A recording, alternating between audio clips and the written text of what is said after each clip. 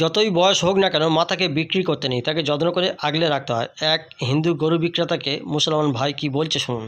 আজকে মালগুলো বেচেতে চলে গেলে আমাদের মুসলিম ভাইরা কিনলো, কিনে রাস্তায় খারাপ করে কাটলো, তোমরা নিয়ে চলে যাও। তোমরা কেন, তোমাদের তো মাথা তো, তোমরা কেন বিক্রি করতে তোমাদের মাথা হারানো, তোমাদের মালকে আমরা কিনে ফাঁসবো, মাথা বেশি দিবে, তোমরা চলে যাও। ভালো কথাই বলছি, হাট এখন মাথা দেয়, তোমরা চলে যাও। কেউ একটা ভালো কথা বলো, এনাদের কেউ একটা কিন্তু কোনো কথা বলবে না। উপরে বলুক, উপরে বলতে পারো, করে খাই, আমরাও করে খাই। এখন কথা হচ্ছে ওনাদের মাথা ওনারা বেচে দিচ্ছে, আমাদের মুসলিম ভাইরা কিনছে, কিনে ফেসে যাচ্ছে, ওনারা টাকা টেনে বাড়ি চলে যাচ্ছে, আর কিন্তু কোনো সমস্যা নেই।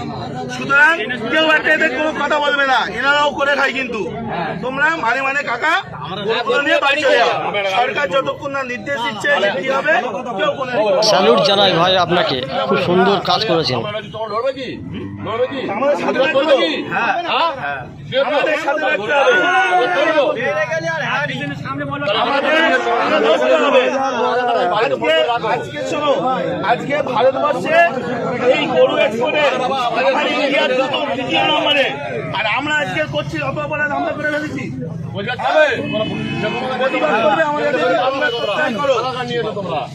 আমাদের সাথে প্রতিবাদ করলে থাকো, না হলে দেখো না। ঠিক ঠিক।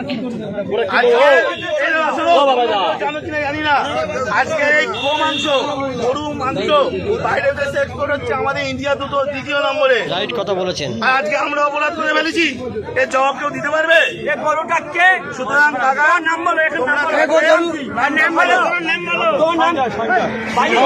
সঞ্জয়।